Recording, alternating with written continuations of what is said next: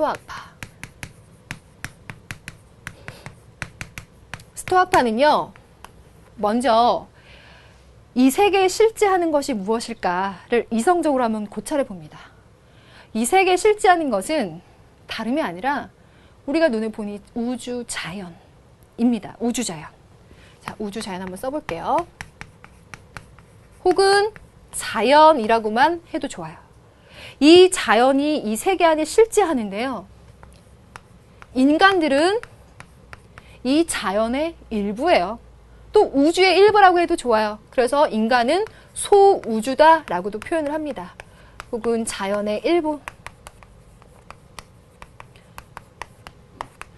그런데 이 우주 자연에는 말이에요.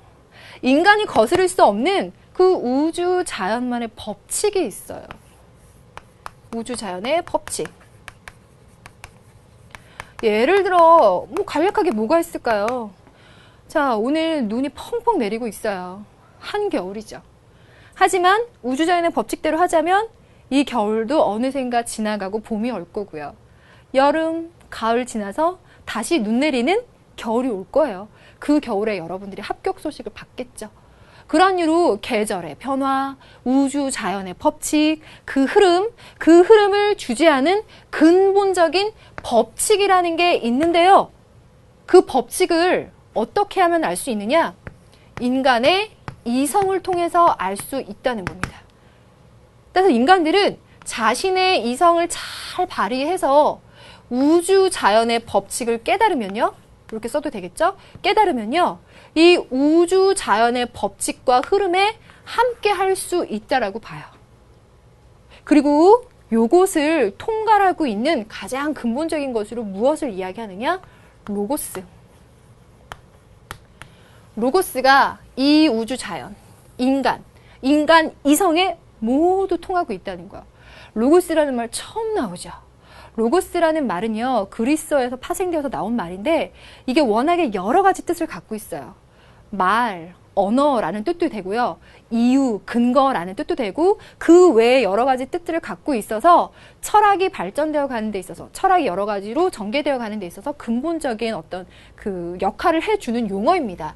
여러분들이 로고스라는 것에서 아마 어떤 근본적인 이유, 근거, 법칙 정도로 로고스를 이해를 해두면 되겠네요. 그 여러 의미들 중에서. 그럼 제가 이 로고스라는 의미를 이 스토아파에 맞게 한번 정의를 내려보자면 우주 자연의 근본적인 법칙으로서 인간의 이성에 깃들어 있는 것이 바로 이 로고스입니다.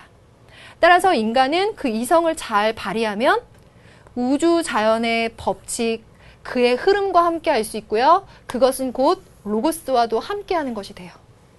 정리가 됐나요? 그래서 이들은 따로 있는 것이 아니라 우주 자연에 인간이 속했고 인간은 그 이성을 발휘해서 그 법칙을 알 수 있고 그 법칙은 근본적으로 로고스의 법칙이라는 거예요.